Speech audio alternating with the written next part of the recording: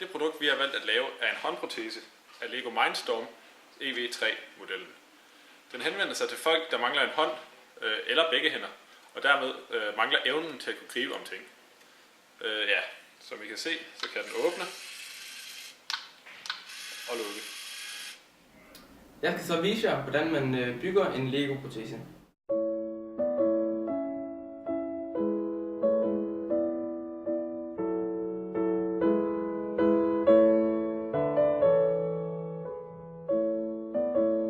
Okay, vi prøver lidt hurtigere.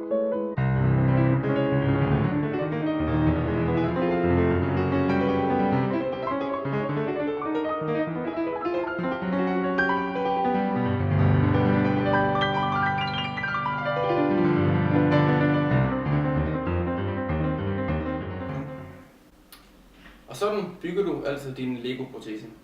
Jeg skal så forklare jer, hvordan man programmerer den her håndprotese. Okay. Så det første vi gør, det er at vi kigger på det indre i programmeringen. Og det første vi har, det er vores ultrasonisk sensor, som kører i et loop, fordi den skal blive ved med at søge efter specifikke ting, indtil den ligesom har fundet den. Når den så har fundet den, så kører den ud af loopet, ud til vores motor, som ligesom får armen til at gribe fat om den, da den kører armene eller fingrene ind. Og så kører den så ind i det næste loop, hvor vores anden ultrasoniske sensor skal detekte det bord, den skal sætte genstand på. Og når den så har fundet bordet, så kører den så ud af loopet igen og åbner fingrene, hvis man kan det. Og til sidst, der har vi så sat det hele i et stort loop, fordi den skal blive ved med at gøre det, så vi ikke skal starte programmet hver gang vi har tænkt os at gribe fat i noget. Sådan bliver det færdige produkt.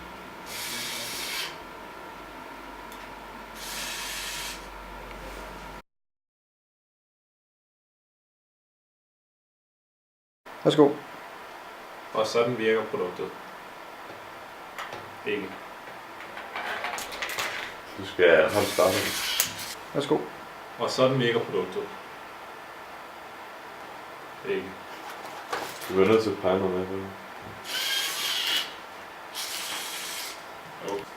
Og sådan virker produktet.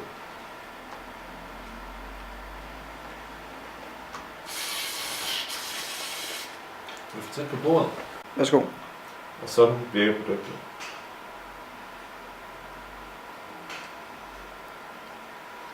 Jeg ved ikke, jeg tror måske vi skulle nøjes med de der 5 cm i stedet for 10. Værsgo.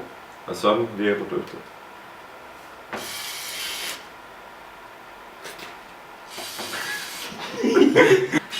Og sådan virker det færdige produkt.